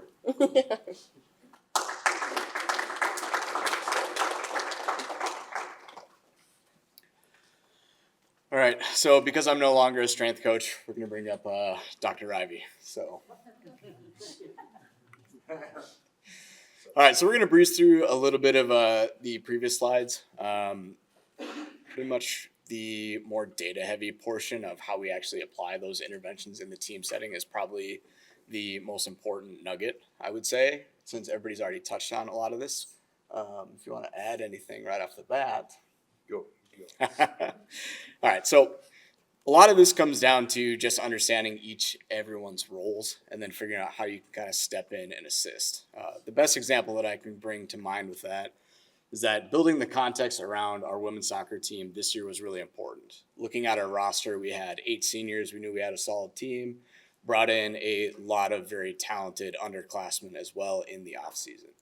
The next piece was looking at last year's data. We kind of burned out towards the end. So we knew that we had done too much going into our final season, or the final game of last season, And it really showed up in both our data as well as the results. So we have not made the ACC tournament, to my knowledge, since it was either 2019 or 2020. So with all the cards kind of being on the table with the possibility of having a successful season, that really built out the context for what we wanted to accomplish in both our conditioning in the off season, as well as how we're going to modify practices in conjunction with the coaches. Another piece of that context is just really looking at the concept of what we like to call extend the wick. So our season was laid out in a manner where in the ACC we play Thursday and Sunday. So we're going to play twice a week, which means that our average load is going to be around 40,000 meters for high minute players, which is a lot. That means that we can't really push and pull that much while we're in season. We need to make sure that our high minute players are going to be prepared for the next week. However, towards the midpoint of the season, it started opening up a little bit more where we only had one game per week with about anywhere from 6 to 7 days in between games. That meant that there was going to be times in the season where we could actually push our load a little bit higher to make sure that we were preparing for the second half of the season. Through that process of identification, I think that everybody's relatively familiar with using high velocity sprinting in order to kind of vaccinate against hamstring strains. So in order to do that, what we do is we track every 5 days, have they hit a 90% effort. But even more so than that, after about the first week or so into exhibition portion of our season, we saw that we were on target for what we wanted to do, but we were missing the bullseye just a little bit. And that had less to do with hitting 90% of max velocity, but actually in our structure of practice leading into games. A lot of that had to do looking with kind of like what our speed bands are. So for us, high speed distance is going to be right around 50 to 70%. Very high speed distance, we're going to go from 70% all the way up to 100%. When we look at that across the course of the week, what we started to notice is that we didn't hit very much of our very high speed distance in game day -2 and even game day -1. Due to the compressed nature of the schedule, most of the time you'd want to do your high velo top-ups on game day -2, but there was going to be weeks where we needed to push that to game day -1. So working with the coaches, we were able to identify different drills that were going to allow us to increase our overall volume in those higher speed threshold zones, as well as making sure that we're topping up our athletes that kind of struggle to get up to top end speed due to positional constraints. So for us, our center mids, we have multiple ones where they're going to not hit 90% when they're in game, whereas our wing backs, our center backs, and our forwards are all going to be above 90% in game. So a lot of that came into working with the coaches to identify those drills and then actually pull back time from what they wanted to accomplish in practice to make sure that they gave us the ability to get at least 2 reps of 22 meters of kind of like very high speed or sprinting distance in either that game day -2 or game day -1 session. What that kind of all looks like in play is we use acute chronic, not necessarily in the way that most people would use it. It's not used from a workload management standpoint. It's for us to be able to identify, are we pushing and pulling the correct levers in either acceleration load, high speed distance, very high speed distance, or just overall volume in general. So using this rather than from a workload management standpoint of saying we need to pull this athlete back, it actually turns into let's just work harder, smarter, and figure out how we can modify our drills or our practices to make sure that we're hitting what we need to and then modifying it. So if we want to be really small sided, we're going to have very high acceleration load. We can't do that all the time. So let's make sure that if we're going to do it, we do it hard and we do it on the right day leading into games. That also brings up the issue of when you have really high minute players that are putting in 90 minutes, and then you also have kind of like your bottom tier or moderate minute players. In order to make sure that we were able to play the way we wanted to play, we'll typically do a substitution right around the 15-minute mark in the first half, and then we'll do high press after that, which means that when we do substitutions, we need those athletes that are coming into the game to be prepared to really push those high speed distance or very high speed distance volume. And that means that even though they're not getting the same accumulation of volume as the rest of the team or high minute players, that we're managing them effectively throughout the course of the week to make sure that they're staying fit enough to participate in our game model. Part of that puzzle too is looking at our force plate metrics. So between myself and Matt, we look at pretty much just a handful of metrics. That way we don't have too much confusion. One thing that I will say from the kind of integration standpoint is that even though my role is the sports scientist with this team, we collect so much data that it has to be available to the other staff members because it's simply too large for one person to manage. So by building out systems where my athletic trainer and my strength and conditioning coach are able to also be on the same page, they're able to pick up on things that either I might miss, and then also we're all able to have better context around the conversations that we have on a daily basis in correlation with the coaches of making suggestions on how much distance they need to cover in conditioning that day, or if we need to pull back in certain time periods of that drill.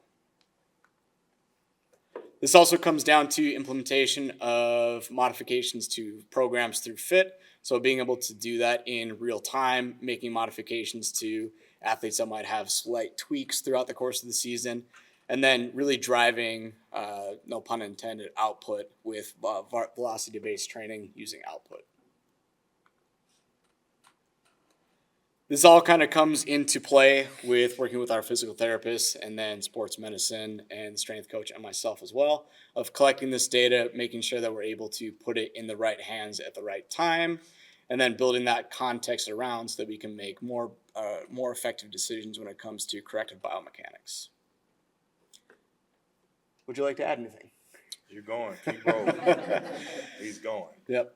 Well, that is pretty much the end of me speaking. I've spoken too much, so I'm going to pass it off to the man who makes all this happen, Xavier, our coordinator. So before Xavier goes up here, something I want to, so you've heard health and performance teams. So each sport team, we have 23 sports teams. So we have 24 health and performance teams. One is the director, so all the directors. So I have the chief medical officer, Brett's at that table. My supervisor, who's the deputy AD, SWA, is in there. We have a compliance person, have academics, life skills. All these people are maybe even business, someone from the business office. All these people are in the weekly health and performance meetings that I run, and the directors, and we meet. And then each team has a health and performance team with all these, and some of these, you probably serve as health and performance for more than one team, right? So some of our dietitians may have 4 or 5 teams that they're the dietitian for, but each team has a health and performance team meeting. Now, some of our coaches are all over the place. Some are like, I want everything you got. Some are like, what are you talking about? But those that, what are you talking about? The people that they have around them are very high level, have a lot of experience, and take care of a lot of problems. No athletic trainer, strength coach, sports scientist, mental health should feel isolated ever. If they ever feel isolated and unsupported, that's my fault. That's on me, because they don't have the support around them to be able to stand up in front of the coach and say, Coach, that's wrong. Anyone on the health and performance team, they have their health, they already have had conversations like, this is wrong. We need to go to the coach and let them know this is wrong. Now, some coaches are going to be like, I appreciate you all coming to me with this. Let's fix the problem. Others are going to get intimidated.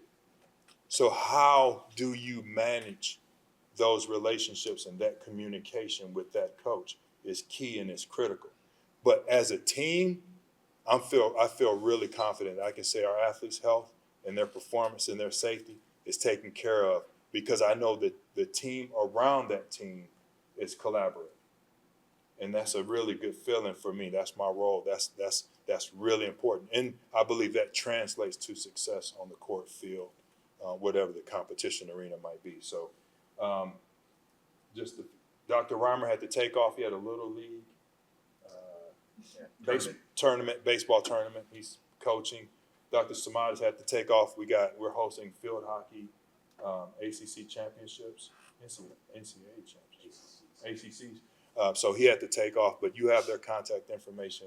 I don't know if I'll get back up here probably let Xavier close out, but we'll be around for a little while longer today. We do have some things we need to get back to campus for. So I just want to say thank you all for being here, and Xavier can close it. This is the second time today that Dr. Ivey has come up and stole my thunder a little bit. But yeah, I want to go ahead and talk about our health and performance meeting structures and how we really integrate with coaches. I think coaching staff is a huge part in what we do and how we uphold our values with our athletes. So when I first started at the University of Louisville, one of our coaches sent me a calendar invite for a health and performance meeting, and it was 2 hours long. And I said, surely I'm not going to be in this meeting for 2 hours.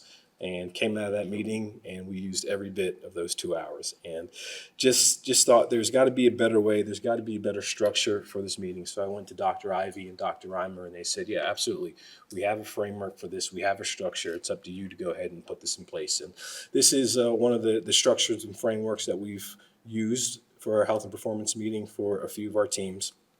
So on the right there, you can kind of see the structure, but we really want to talk about 4 things. We want to talk about the past, the future, and the present, and also health and performance staff updates. So really with the past, Dr. Ivey hit on it. Some of us work with 5, 6, 7 different teams, and we can't be at every single practice. We can't be at every single game. So having the coaches' context of what happened during the week is going to be beneficial for us. A lot of times we miss the context through box scores or through the final score. So having a coaches give the opportunity of going ahead and giving an update on the past is key for us, but it's also important for us to go ahead and not make these questions kind of one-word answers. We want to go ahead, we want to open the floor up, we want to probe certain questions. That way it can be beneficial for all of the health and performance staff. One question that we do ask is, can you rate the week? So we want them to go ahead and rate the week from practice settings and also the game setting. And one thing that we found was our coaches are highly skewed towards that last game that they've played. So if we have a structure, we play on Friday and we play on Sunday, and Friday could be great. We could have beat the #1 team in the nation. But on Sunday, if we go ahead and we lose to a rival, they're going to say, oh, it's a terrible week. And no, let's go ahead and let's step back and let's take the week as a whole. So one thing that we've went ahead and we did was looked at objective measures, and I'll put my hand up. We do not bet, we do not gamble here, but for some of our sports, there are betting lines. So we use that as objective measures. If we were favored by 6 points and we only won by 2 points, then maybe that wasn't a successful week for us. Vice versa, if we were 6-point underdogs and we were to go in and we lost by 2 points, yes, we lost, but maybe objectively we did better than we were supposed to do. Then we go into the future. This part is really important. We need to have a plan. We need to figure out what direction we are going in. And us as a health and performance staff, we really like to know every detail possible, every detail on travel arrangements. Where are we flying to? Where is our layover at? Where is our team meal at? What time is the game? What time does our team meal need to be beforehand? What time does our team meal need to be afterhand? So all of us are really on the same page. That way we can go ahead and not plan in the moment. I think things get a little bit difficult whenever you're trying to do one-off planning in the moment, but if you have a structure for it, you have a framework for it for those 2 weeks, that makes planning a little bit easier. And then we're going to do this together. We talk about collaborative integration, and if all of us are in the room together talking about this plan, it's going to make things a little bit easier, and we all have confidence that that plan is going to be the best plan for our student athletes. And then on to the present. What is our objective this week? As health and performance staff members, it gets a little bit tricky if you're working with 7 or 8 different teams to understand a lot of the X's and O's. I work with field hockey. I know nothing about field hockey. They blow the whistle every 2 seconds. I'm not sure what that's for.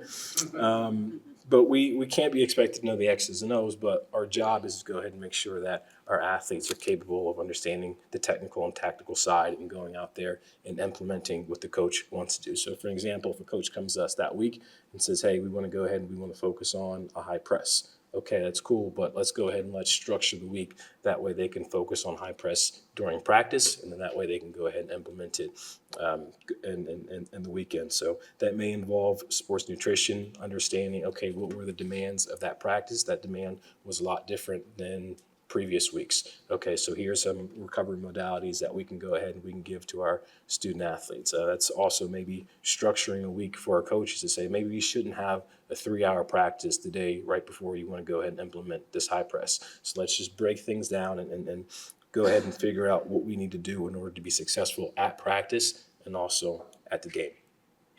One question that we do ask here, and I absolutely hate it, and I've gotten this answer from many different coaches. And yes, coaches talk, but I don't think coaches talk about this too often. And the question we ask is, what does it take to be successful? And sometimes the answer is a miracle. And I'm not a miracle worker, but we can do our best to go ahead and make sure that our athletes are ready to go for every single practice and every single game. And then we go into support staff updates. So here's an opportunity for our support staff to just go ahead and lay out what they have going on for the week. So for S&C, for example, it'd be, okay, what phase of a lift are you in? For sports dietitians, it could be, okay, what is your weekly team talk going to be? For mental performance, what are the common themes that they're seeing amongst the team? It's also an opportunity for us to go ahead and highlight any concerns that we have for certain student athletes. Oftentimes we see that if an athlete has something going on in one area, they've got something going on in a few other areas as well. So for an example, one of our athletes came to practice and she just looked a little sluggish. She was a little bit off of it. During that practice, she went into an S&C session, and it's probably one of the worst S&C sessions she had in her life. And then we went ahead and we unpeeled the layers a little bit. Turns out that she was staying up late. She had a test that she needed to go ahead and study for, so she stayed up late for 2 or 3 nights. She was coming right from class, so didn't have a proper fueling plan. So all of this stuff is things that we talk about in our health and performance staff meetings. But then it's one thing to just go ahead and talk about it, but we also need to go ahead and have an action plan for that. So it may be an academic counselor going ahead and having a conversation with this athlete about time management. Maybe the sports dietitian talking about fueling strategies. It may be the coaching staff talking to the athlete about expectations and how you should arrive to practice. So all that information is things that we have to go ahead and help our athletes there. And then end of year recap. If you are like me, you do not want to go ahead and do the same mistake over and over and over again. So here's an opportunity for our health and performance staff to go ahead and just review all of the notes that we've taken throughout the year, review all of our GPS data, review all of our strength tracking data, review all of our weigh-ins and weigh-outs, and then just come together and figure out what those common themes are. Figure out if there's a way that we can go ahead and collaboratively work together in order to go ahead and solve those problems. And then we'll come to the coaching staff with a plan. And like I said, coaching staff are the ones that are going to drive the decision. Their eyes are going to be better than ours. They may come up to us and suggest, okay, we may have to do things a little bit different for this particular plan and so forth. But really, we just want to go ahead and present all of our action items to our athletes in order to not make the same mistake over and over and over again. And then a little bit of recap of part 2 here is collaboration happens at all points and times of the year. We expect our athletes to be ready for off season. We expect them to be ready in the preseason and in season. So our health and performance staff should be expected to go ahead and collaborate at all points in times in the years. Coaches and athletes are a part of the collaboration process.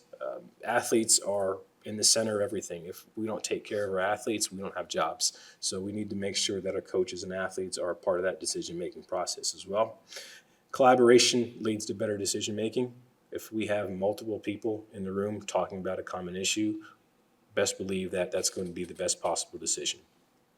And continue to break down silos. We've got all of our members of all of our health and performance departments here.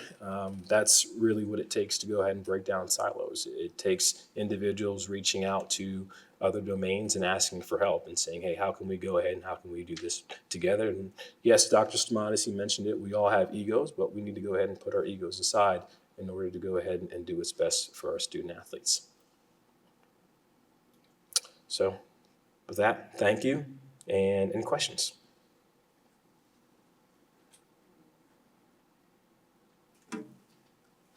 Of the data you guys are collecting, I guess in regards to sports nutrition, are you saving that data and being like, okay, creating kind of a profile for what kind of nutrition standards you might set if you have to have those aggressive weekly practices each time? Like, oh, we're going to push this practice agenda. We know last year we need to fuel up this way, or we saw this, and you make a change that weekend leading up to it?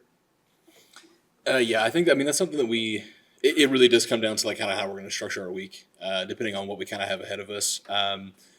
I know a lot of times that's going to, essentially, I'd say the things that we put into account when we think about how we're going to fuel athletes for the week are, first and foremost, competition, making sure they're ready for that time period, and then practices, and also like, strength and conditioning sessions with like lifts and stuff like that too.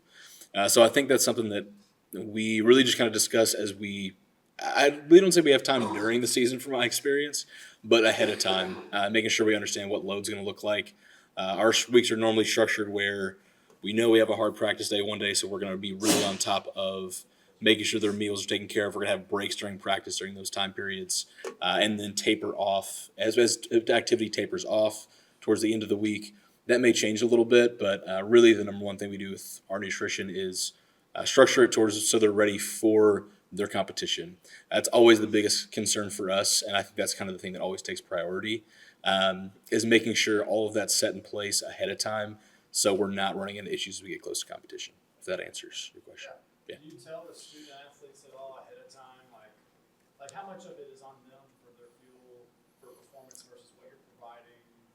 Do you give a memo ahead of time, like, hey, expect a rough week, blah, blah, blah? Yeah, we do, and I think the nice thing, and I mentioned this too. I'd say the biggest thing that I've kind of learned, and I do think this is something that our director of football nutrition is really, really good at, is getting in connection with the athletes and building real relationships with them. I think you get so much more buy-in on the nutrition side of things. I'll be honest, nutrition is not always the easiest thing to deal with athletes. I mean, they just want to eat what they want to eat. Doesn't matter off competition. If we've got players who are having last week or 2 weeks in a row, we had the same player. His pre-practice meal was 2 burgers, a large side of fries, and a milkshake. An hour before he went outside, and he got sick both times. So sometimes they're just going to do what they want to do, but he also learned a lot from that. And then from there, for example, with him, that was something he did outside of our facility, and we talked with him about like, hey, get in contact with us, and we can, if you're going to eat away from our facility in that pre-practice time, like talk with us, and we'll structure that meal for you a little bit better. So yeah, I would say that's kind of how. It does go down to the athlete, but I think if you build those relationships, you get so much better buy-in, and you have people who are going to, be able to listen much better in terms of what you're going to suggest for fueling. Yep. Not to take up too much time. You can cut me off at any point. With the saliva testing, do you monitor cortisol through that at all in real time, like to check on that periodically, or? Not from our standpoint. That's something we do, and that's something talking about structuring things. We do that on our like practice days. Not on walkthrough days. That's something also we're talking about, like making sure we use things effectively. We use it in that time period, and that's just that's the data we utilize. I'm sure there could be more, there in terms of the cortisol levels, but that's just kind of what we're doing for our, for our side of things. So, yep. Are y'all going to invest in the continuous monitoring systems for electrolytes when it comes out? I don't know. That's not my call. I don't have that type of authority, so we will see. For me? No, not for you. Okay. In regards to the mental toughness part of that, and your all's kind of digitized mental health and prep and all that stuff, did that help you all create or establish more of a kind of proactive, like in the beginning of the season, we have these specific days that are to help develop mental toughness because you saw a trend maybe in freshmen or incoming student athletes, or is it more reactionary, or like, oh, when we see signs, maybe we implement this, or is it kind of a split? I'd say it's a split. I wish that Dr. Simonis was still here to answer that question. He definitely is a lot more proactive. It's team by team. All of our professionals have different approaches with their respective teams. I know that Dr. Simonis does a lot of that with field hockey. I would say that from the screening standpoint, it's reactive in a sense, but it's trying to be as proactive as possible. Part of the screening process that we do use is, so we use the SMAT, but prior to the SMAT, they also fill out, it's the MTI. I believe it's a in-house creation from Dr. Stamatis. It's the Mental Toughness Index. So that is something that we do collect, and then that can be used in conversations between the athlete and also mental performance. So I would say that it's moving towards being proactive in that standpoint. And I would say that from a personal standpoint, when there's new athletes that are either transfers or freshmen, and I notice certain behaviors at practice, that's one of the first things that I do because I have access to that data is go and check what their SMAT was or what their mental toughness index scores are. Because that helps build more context around that. And then I can bring that to kind of our H&P staff and bring it to everybody's attention again. So I would say that it's definitely a mix of both of those, but I would say that it's trending towards being more proactive now that we're about, I'd say, 1 full year into implementing that. So it's pretty recent, yeah. So I have been at Louisville since December of 23, and my main role is running all of our AMS and EMR. So that was the entire building process of bringing that for mass physicals in spring of 24. So yeah, we're just roughly over a year. All right, folks. Hi, I'm Dr. Lane. I'm the person that unfortunately is the reason why we're here, but we know it's complicated. Thank you very much to the entire U of L staff for you guys coming out and presenting today. Dr. Ivey, really appreciate it. I'm not trying to put words in his mouth, but hypothetically, he said they're interested in hosting that at or hosting this event at U of L next year, which I imagine they have keys to buildings. So that's going to make things a lot easier. But I know you guys have your timetables. If obviously individuals here are, because I know we're running behind, I'm aware that Dr. Delage is going to go ahead and get started in a few moments.